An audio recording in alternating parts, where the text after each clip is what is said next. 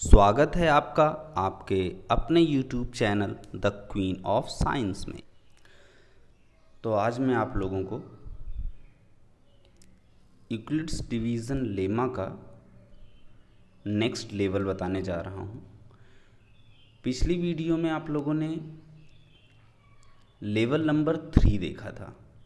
मैंने आपसे बताया था कि यूक्लिड्स डिवीज़न लेमा के 4 लेवल्स के क्वेश्चंस हैं। लेवल 1 जिसमें सिंपली हम लोग को ऑड इवन इंटीजर्स पहचानने होते हैं। लेवल 2 में हमें इंटीजर्स के स्क्वायर या क्यूब्स करने होते हैं। लेवल 3 में हमारे पास एक पर्टिकुलर प्रोडक्ट बन जाता है, product of consecutive 2 positive integer या product of consecutive 3 positive integer. Level 4 में आपके सामने देखिए मैंने क्वेश्चन रखा है, prove that one and only one, यहाँ पे वन होगा ओनली के बाद।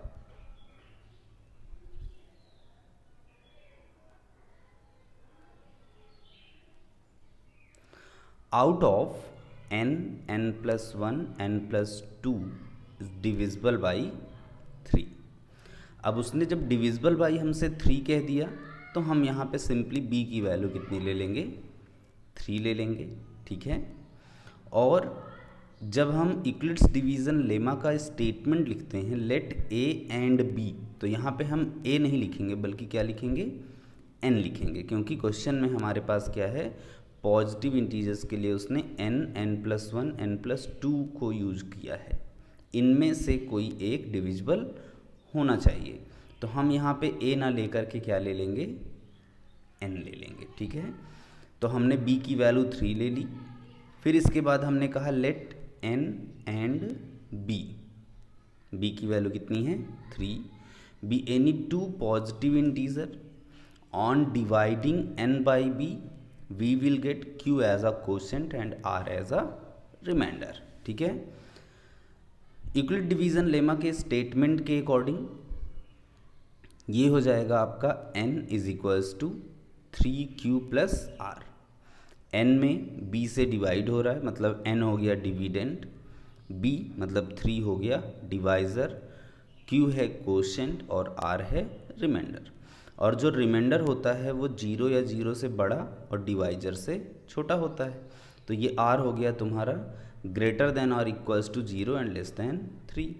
ग्रेटर देन और इक्वल्स टू 0 और लेस देन 3 का मतलब हो गया r की वैल्यूज़ 0 1 2। ठीक है। 0 या 0 से बड़ा होगा लेकिन 3 से छोटा, तो मतलब कहाँ तक जाएगा, 2 तक। अब जब हम इन r की वैल्यूज़ को 1 बाई 1 यूज करेंगे तो ये जो पॉजिटिव इंटीजर n है ये क्या हो जाएगा हमारे पास, 3q + 0 3q, 3q + 1 3q + 2। यहाँ पे वर्ड और यूज हो रहा है, ये आपको बताया जा चुका है पिछली वीडियो में कि और हम लोग क्यों यूज करते हैं। और हम लोग इसलिए यूज करते हैं क्योंकि एक टाइम पे कोई एक ही इंटीजर पॉसिबल है, तीनों इंटीजर्स हमारे एक साथ पॉसिबल नहीं है। अब उसने कहा कि तीनों में से कोई एक डिविजिबल होगा, n n+1 n+2। करने को अब हम आगे का प्रोसीजर 2 तरीके से कर सकते हैं। बहुत से लोग केस 1 केस 2 केस 3 बना के करते हैं। मैं केस 1 केस 2 केस 3 बना के नहीं करता, मैं उससे थोड़ा इजी प्रोसेस को यूज करता हूँ। एक सिंपल सा हमने बॉक्स बना लिया, कोई ज़रूरी नहीं है कि आप इन बॉक्सेस को बनाएं। आपने पॉजिटिव इंटीजर मतलब n n+1 n+2 ये जो आपको दिया गया है ये आपने यहाँ पे लिख लिया। 3 केस आपके बन रहे हैं, केस 1 केस 2 केस 3। केस 1 में हम n कितना यूज करेंगे, 3q। n जहाँ जहाँ पे दिखा वहाँ वहाँ पे हमने क्या लिख दिया, 3q। ये 3q, ये 3q + 1 हो जाएगा और यहाँ पे 3q + 2 हो जाएगा। तो इन तीनों में से सिर्फ एक डिविजिबल है, कौन सा, 3q। 3q + 1 डिविजिबल नहीं है, 3q + 2 भी 3 से डिविजिबल नहीं है। इसके बाद फिर केस नंबर 2 में हमने n की वैल्यू यूज कर ली 3q + 1। तो जब हमने n की प्लेस पे तीनों में रखा 3q + 1 यहाँ पे सिंपली आ गया।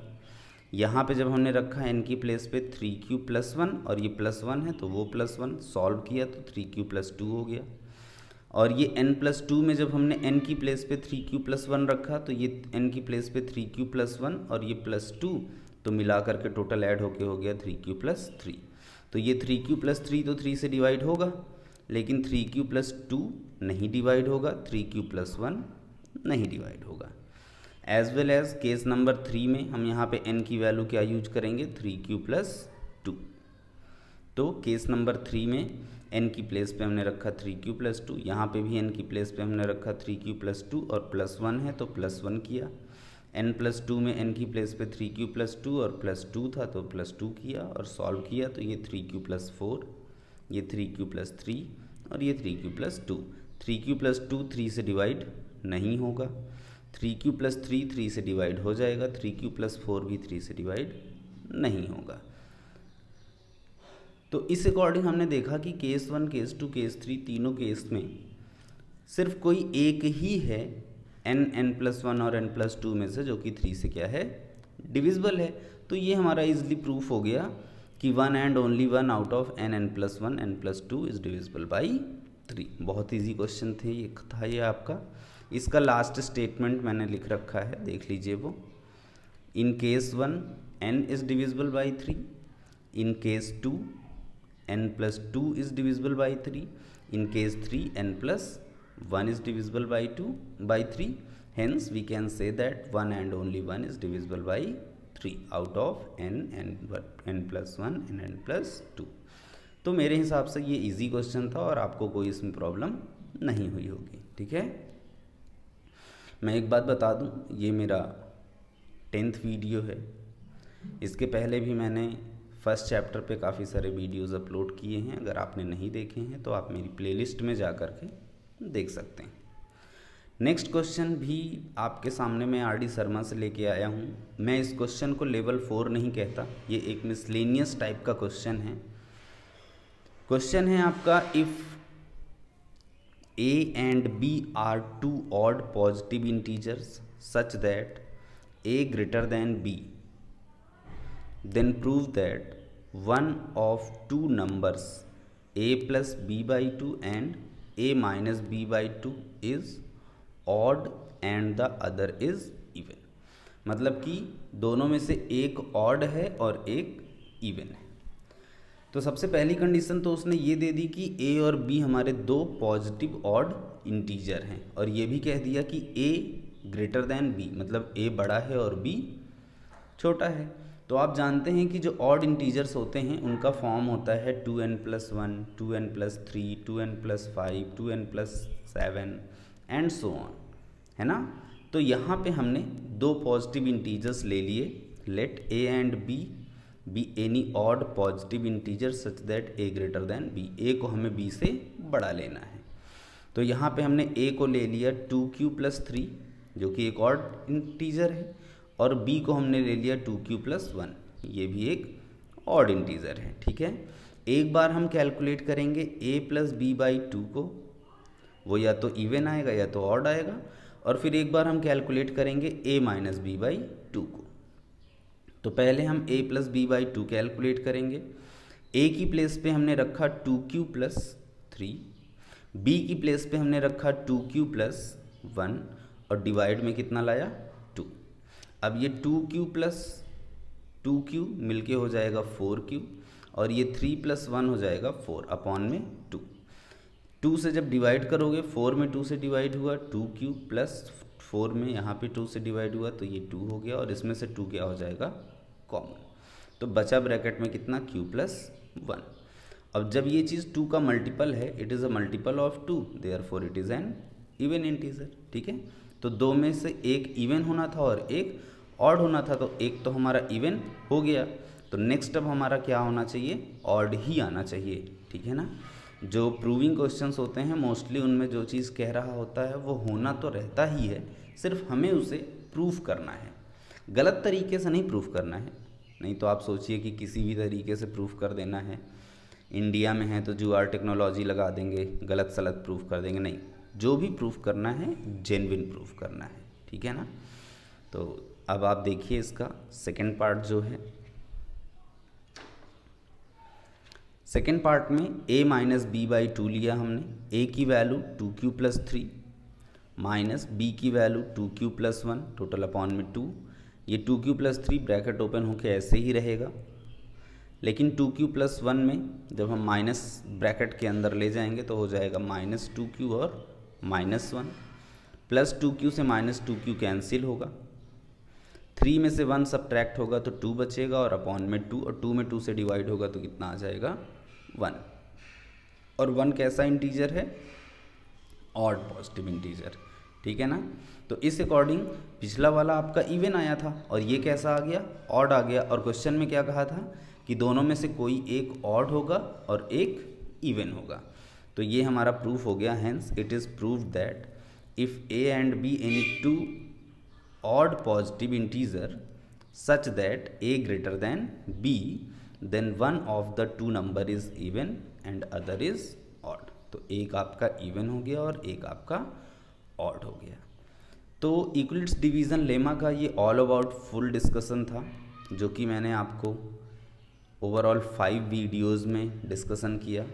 लेवल 1 के लिए मैंने एक वीडियो बनाया था सेपरेट, लेवल 2 के लिए मैंने 2 वीडियोस बनाए थे क्योंकि लेवल 2 में पार्ट 1 और पार्ट 2 था, फिर लेवल 3 और आज ये लेवल 4, ठीक है।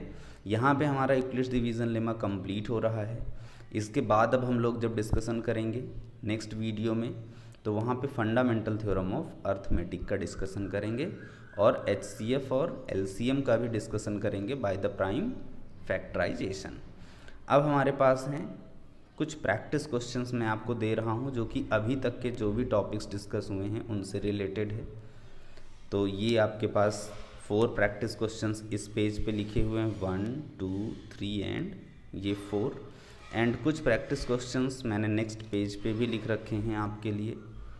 बहुत सारे लोगों के कमेंट्स आ रहे थे कि सर प्लीज़ और ज़्यादा प्रैक्टिस क्वेश्चंस दिया करिए, हम लोग के पास बहुत टाइम रहता है, हमारी अच्छी प्रैक्टिस हो जाती है, तो इसलिए मैंने कुछ क्वेश्चंस लगा रखे हैं इसमें अलग से एक्स्ट्रा। ये क्वेश्चंस आपके आर डी शर्मा की बुक से हैं, RS अग्रवाल की बुक से हैं, NCERT एग्जाम्पलर से हैं, अलग अलग कुछ बुक्स हैं जहाँ से मैंने इन क्वेश्चंस को ले रखे हैं। ये क्वेश्चन नंबर 5 है, ये 6 है और ये 7 है, और यहाँ पे मैंने आपके लिए 6 MCQs लिख रखे हैं क्योंकि पैटर्न में अब MCQ इन्वॉल्व हो गया है, तो आपको MCQs भी आने चाहिए। और अगर किसी को इन MCQs को करने में कोई प्रॉब्लम होती है तो कमेंट बॉक्स में आप मुझसे इनके आंसर्स पूछ के मैच भी करा सकते हैं अपने। इवन अगर आप इन MCQs को कर लेते हैं और आप चाहते हैं तो आप कमेंट बॉक्स में इन MCQs के आंसर्स लिखिए, मैं आपको वहाँ पे रिप्लाई ज़रूर दूँगा। मैं अपने सारे जितने भी देखने वाले लोग हैं उन सबको रिप्लाई करता हूँ, ऐसा मैं कभी नहीं करता कि मैं किसी का रिप्लाई ना करूँ। तो अगर आप चाहेंगे, अगर आप कमेंट बॉक्स में इनके आंसर सेंड टाइप करके देंगे, मुझे कमेंट करेंगे, तो मैं ज़रूर से उनको चेक करके बता दूंगा कि हाँ आपने सही किया है या गलत किया है। इवन आपको नहीं आता है तो आप मुझसे वहाँ पे पूछ भी सकते हैं। ओके।